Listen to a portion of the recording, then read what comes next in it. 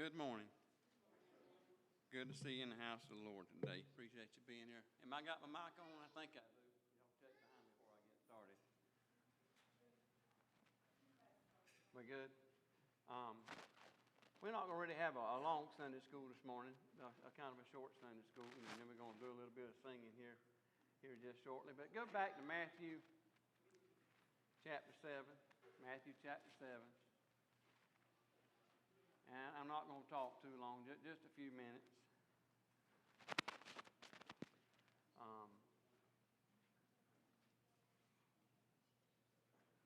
I enjoyed last Sunday for me, which has a lot of things to what, kind of God led a little bit differently than kind of the way I had studied. And I don't say it for an excuse. Now, I know it's probably as simple as you could ask for, but I am telling you, and I'm not just talking, that God has dealt with me about being more and more and more simple. And I don't really say I understand altogether why, but at the same point, I wouldn't want anybody to get left behind. Everybody needs to learn from God's Word. And sometimes I understand. Listen, I say this often. Daddy tries to tell me how to do something musically sometimes. And I say, Daddy, listen to me. What sounds like the simplest thing in the world in your mind could be the most difficult to the person you're trying to tell. Now, you may not get that, but it's true. I mean, in my mind, everything, what are you talking about? I thought I did. Oh, I ain't got it hanging on my ear.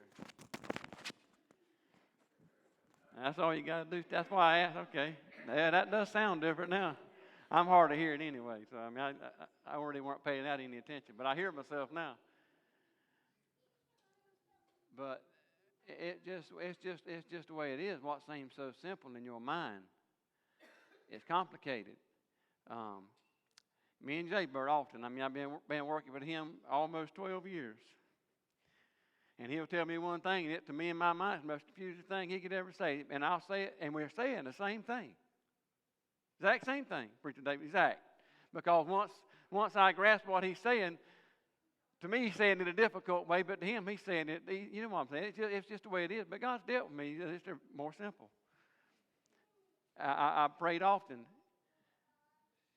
that God help me, that I might help your people. I have prayed that for 30-some years. And if it's something you don't understand, I can't help you. I don't care how educated somebody is, I don't care how smart they are, if they can't get down where you're at, they just can't help you. And I don't mean that, I'm just telling you where my heart's been for a while. I mean, I can just read through stuff and see here, my problem is, I'll be honest with you, Hunter, if I can't study a lesson and learn something I didn't know, then I feel like I'm falling, because I mean, and I don't mean that to say I'm smart. That's not what I'm saying. I want to learn.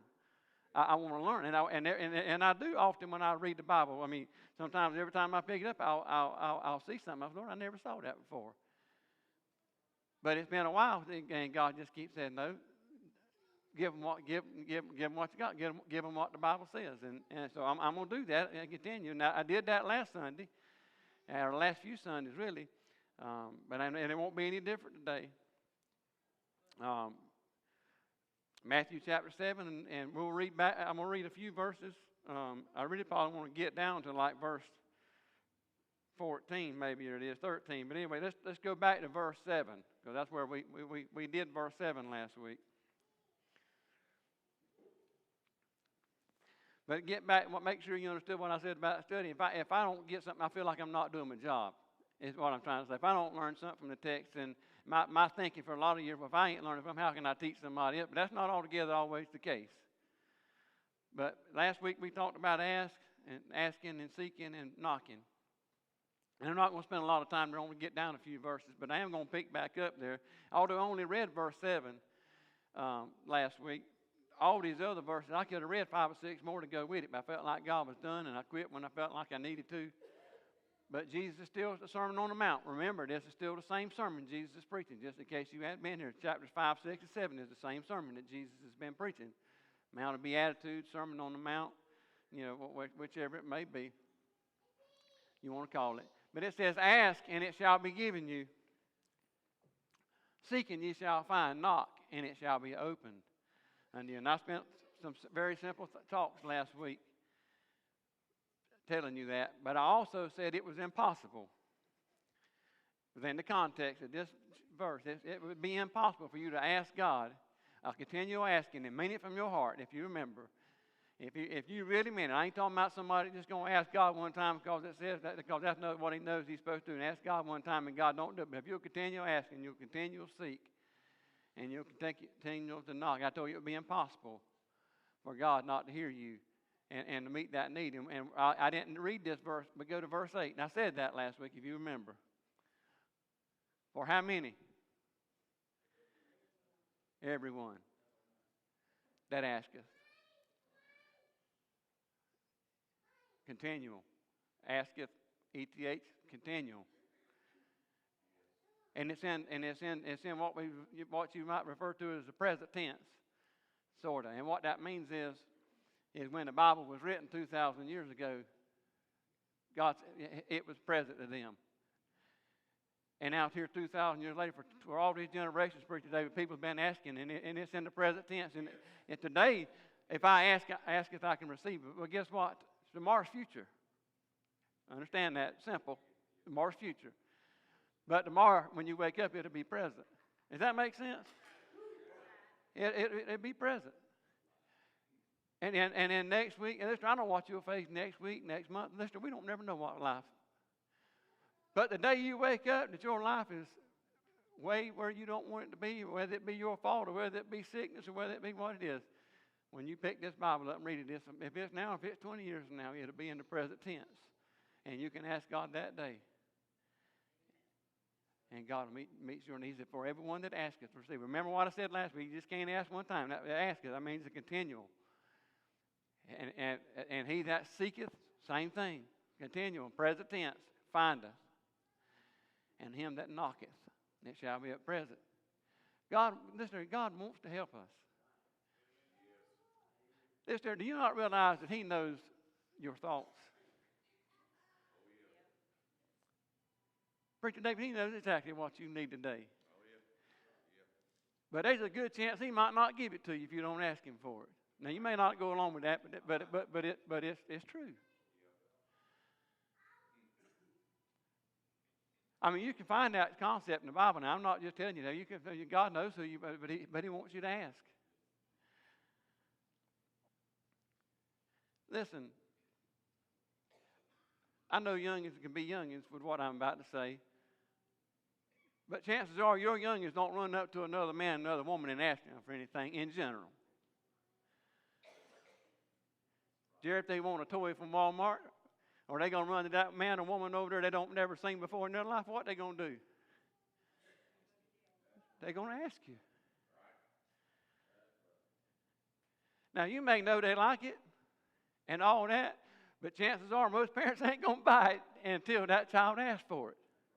Now, I ain't talking about Christmas and all that. I'm talking about in a general visit somewhere like that, and they see something other. It's the same principle. It's the same principle. If God can save a 6 or 7 year old, or Thomas says he was 8, if he can save that, I mean, that just tells us he wants us to come to him like a child. He is our Father.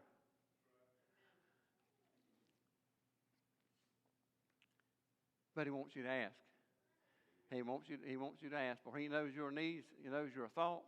He knows what you're thinking right now. I just believe he knows everything about you. I believe he knows what you're going to do tomorrow or what you ain't going to do tomorrow. I just believe he knows it, but he wants us to communicate and to talk with him. Verse 9. Now, Jesus gives an example. He's telling you to ask. He's telling you to seek. He's telling you to knock. Now he's giving you an example. He says, well, what man is there of you whom if his son asks bread will give him a stone?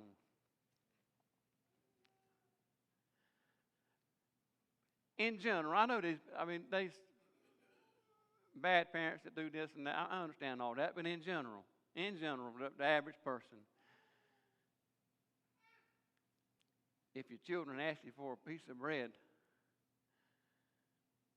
you're not going to give them a rock out of the yard, something they can't eat if they're hungry. You don't do that. I understand that. I understand about there's an exception. I understand there's bad parents. I understand that people leave children. I understand all that. But in general, I don't think I'm talking to people in here that's interested or is that type of parent. I just don't think so. If they asked you for bread, you wouldn't send them out in the yard to get grass to eat or to get rocks out of the driveway. You wouldn't do that. Verse 10.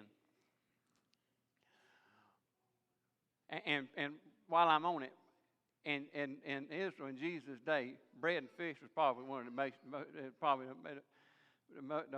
major meals. Bread, really bread, because we see bread all the way back in the Old Testament, but they're big fish eaters over there. So he's picking the most popular things that they would eat. Or if he asked a fish,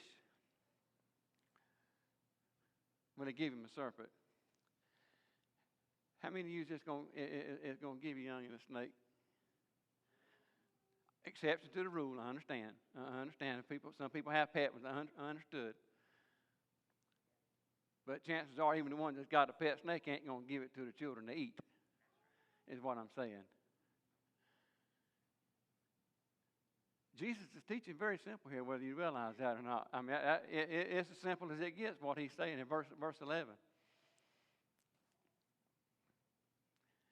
If ye then, being evil. You might think to yourself, well, I'm not evil, but we're not equal with God. We're not equal with God.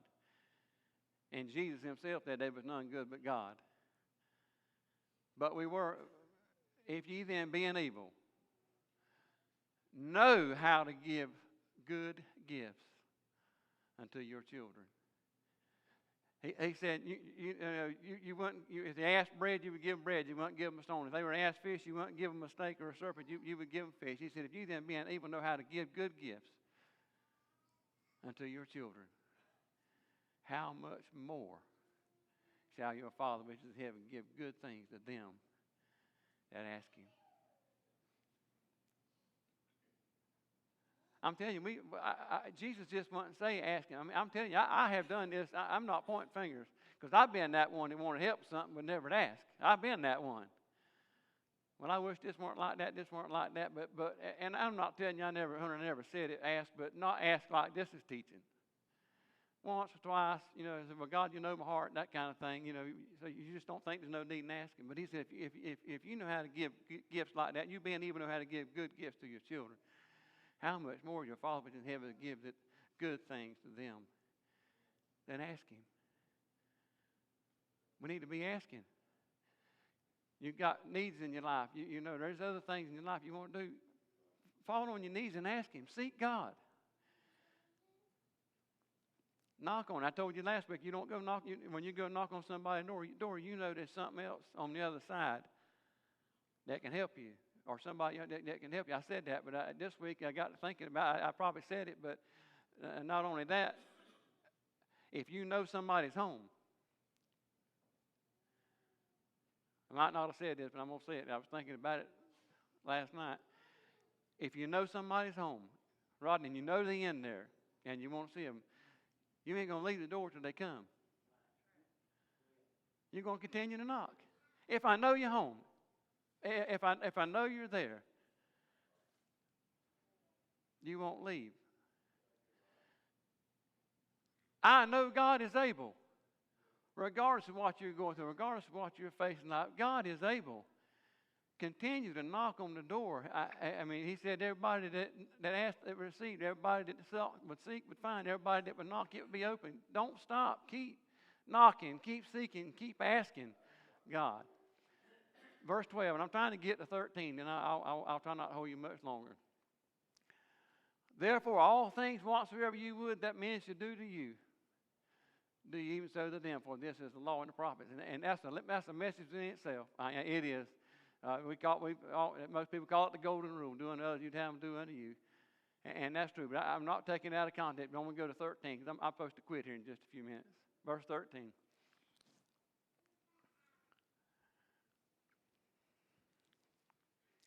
Now, we the last 2 weeks we talked about asking and the seeking and the knocking. You got to realize in context. I'm trying to stay in context of what's that. You can't. A lot of times you get in trouble when you pull verses out, but in context, Jesus says this: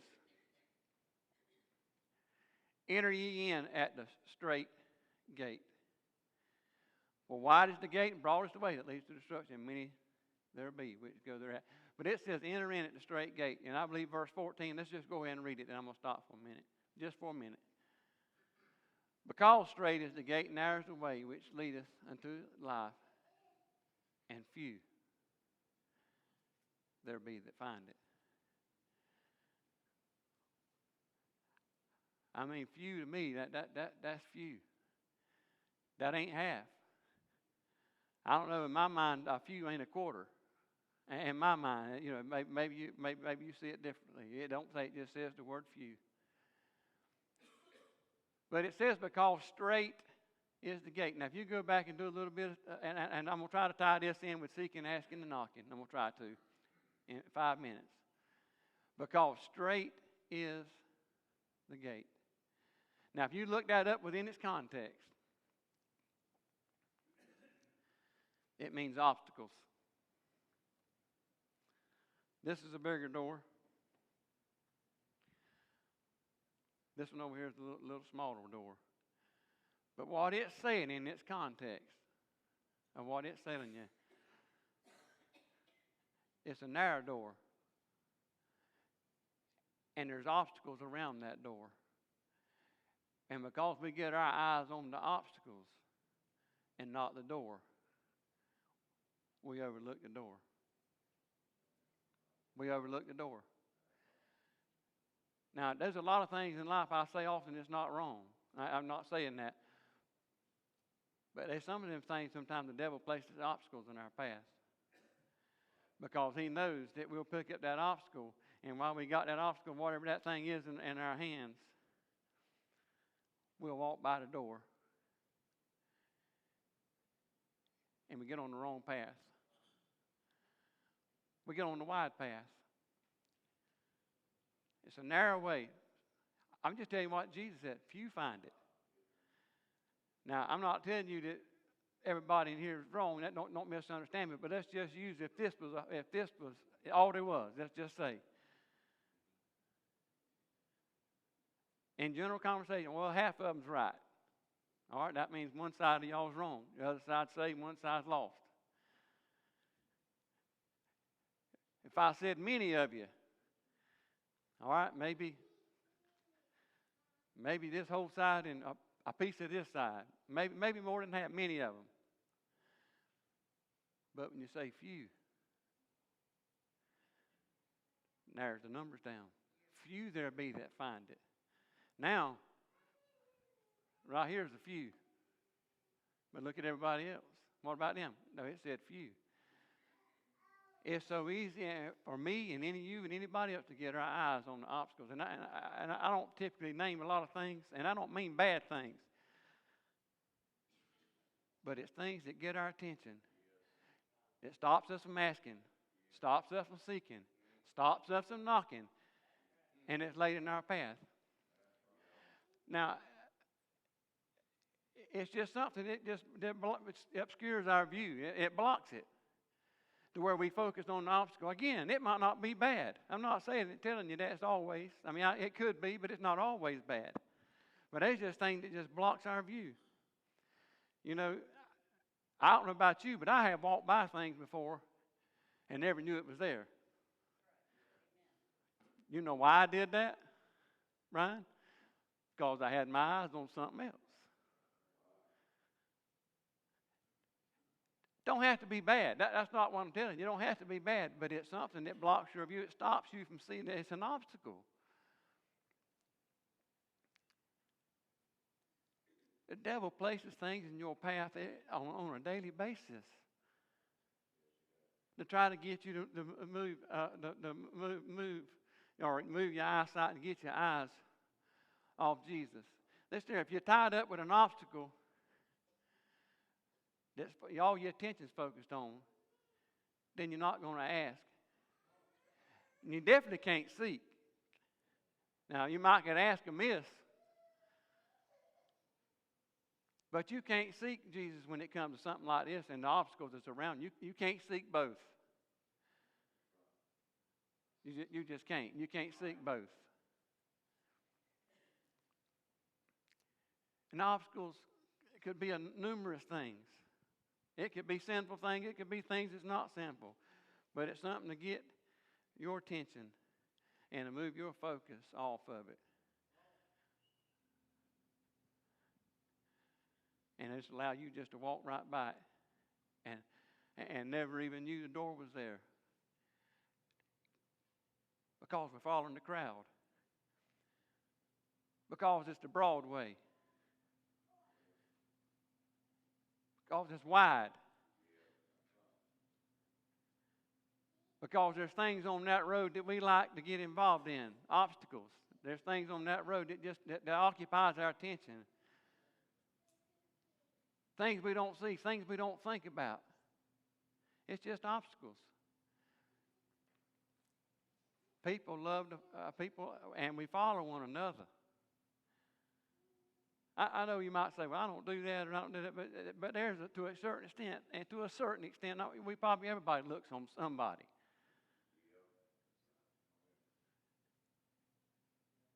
Hey, he's doing it or she's doing it, or you know what that is? An obstacle. That causes you to lose focus. To where you would walk by you would get off the narrow road, or you'd walk by the narrow road or the straight gate. Because it's just easier. It ain't always easy to walk the narrow way. I can't tell you that. I mean, it's good. Life is great. I'm not saying that, but I'm just telling you it's not always easy. But it's always right.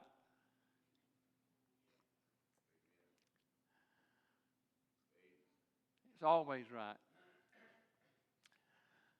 I've often thought, and I'm not going to say what, I've often thought there were things I'd like, looking back on life, I'd like to have done in my life. I can say that there's things that, what I'd like to have done this, I'd like to have done that.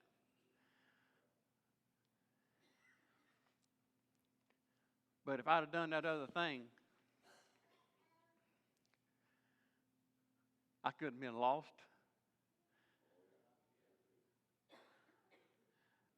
I could have been in hell as far as that goes already. I could not know the truth. Now, if few's finding it, you know what that tells me? There's only a few really got the truth. Now, I've told you over and over and over, I don't always do right. I want to. That's my heart's desire, to serve God and do right. But the difference is I know the truth. And I know I'll say that often.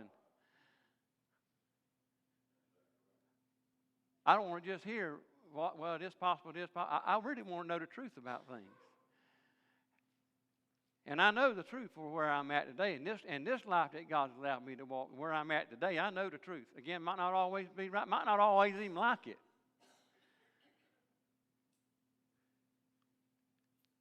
It would be bad to stand before God and live your life if you've been fooled. I don't mean this. I don't think I'm better than nobody here. In fact, if anything, I would tell you I was the worst. I mean, I just will. But let me tell you this right here, and I mean this from my heart, JJ. I would not trade places with anybody that I know. Now, you say, well, Jay, you just saying that because you know you can't. I'd put my hand on a stack of Bibles if you wanted to bring them up here. Because listen to me, I know this morning that I know my name's written in the Lamb's Book of Life. You don't have to believe it, that's okay. But I know, that's say I always done right, but I know where my name's at this morning. I know if something happens to me. There's not a doubt. I'm not telling you that many times in my Christian walk that I hadn't doubted it, because I'm sure they are. But it's been a long time. I don't doubt it. Not one. Not even a 0.1%. I know it. I know I was saved. I know that I've been born again. And I might not always do it, but I know the truth, and that means everything in the world to me. I look around you, everybody in this building might be saved, and that's well and good, and I hope you are. But I wouldn't trade places with you. I just wouldn't. I can't tell you that I hadn't never been in times in my life that I look at other people and say, well, I wish I had this, I wish I had that, because I probably have. But I don't know where those other obstacles lead me, but I know which direction I'm headed today.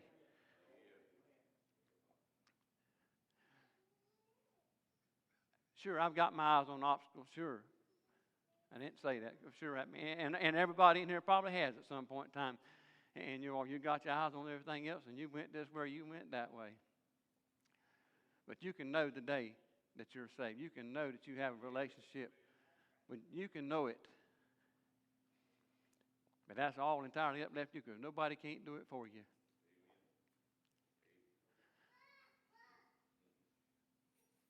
If you're here today and you don't know Him, you need to be saved. The day could be your day. And as far as all that, the day could be the day you stand before the Lord. There's so many people dying. I know I say it often, but I'm going to say it again. You don't have no promise of tomorrow. We make plans for tomorrow. We make plans for next week, next month, next year. We make all those plans. That's all great. But you don't have no promise you're going to be here. But you know you're here this morning. You know God's in the house. And you know you can come to a saving knowledge of Him this morning if you just trust Him. I pray that you don't leave today if you don't know Him, that you don't come to accept Him. Life's short. Time's running out, church, I'm telling you.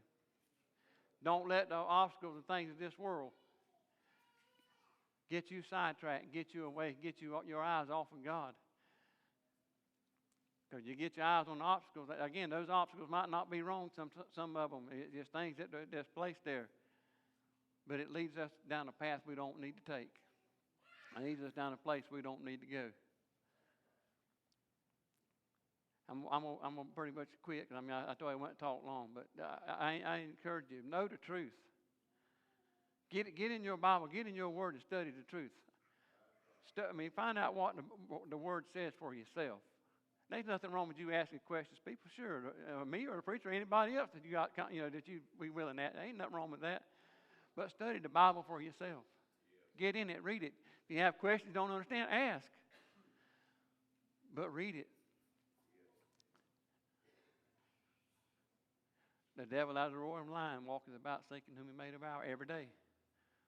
Brother Thomas, you can ring that bell if you want, if you hadn't already. I'm done. I'm done.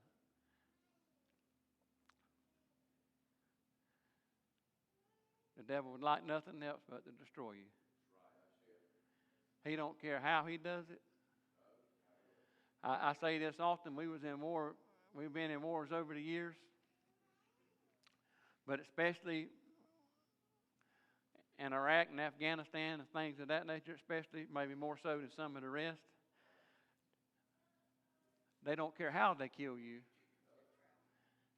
It's immaterial to them, as long as they kill you.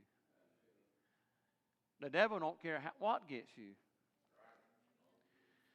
as long as he gets you. If it's obstacles or if it's drugs, something that ain't bad or something that is, he don't care. Whatever he can do to put the most punishment and to destroy you and destroy your family, that's his whole purpose.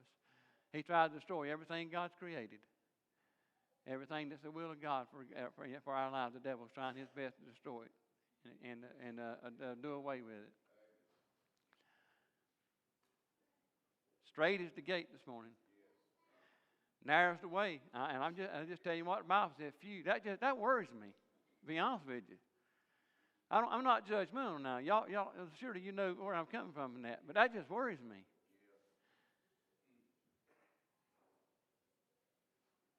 It might not you, but if it does it probably should. To know that you know. Few there be that find it. Anyway, I'm done. Anybody got a question or a comment? I'm sorry, go ahead. Go ahead.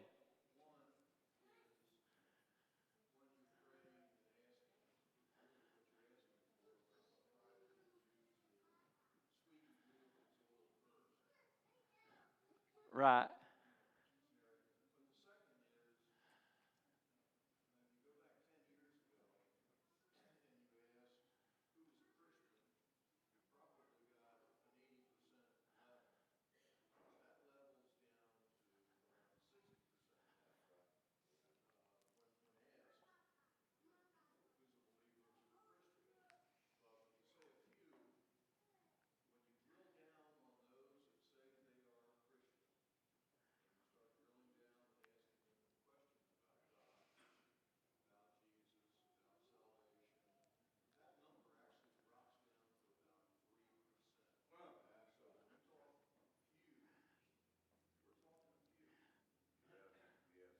Sure, brother. That's what I'm telling you. That might not bother you, but it ought to. I mean, that would be enough. That ought to be enough for you to check up and make sure you know that you know that you know.